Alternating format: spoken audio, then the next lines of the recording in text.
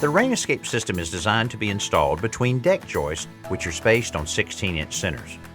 Roll out the plastic troughs so you can crease them in the center and along the marks where they will overlap the joist. Next, take out the collection basins or downspouts and cut out the marked arc on one side. These basins will be installed at the end of the joist bay, which you want the water to travel toward.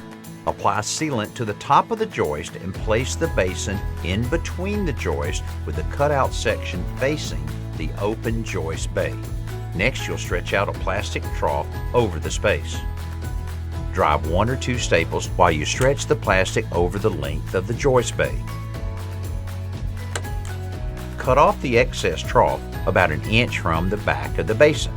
All along one side of the trough there is a score mark parallel with the edge about 1.5 inches in. Align this mark with the edge of the joist on that side and staple the trough to the joist so that it is stretched tight from end to end.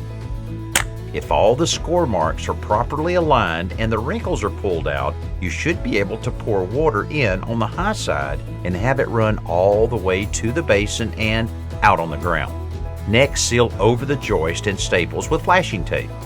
To collect the water from the basin, install a section of rain gutter under them so that it runs downhill to move the water to one end.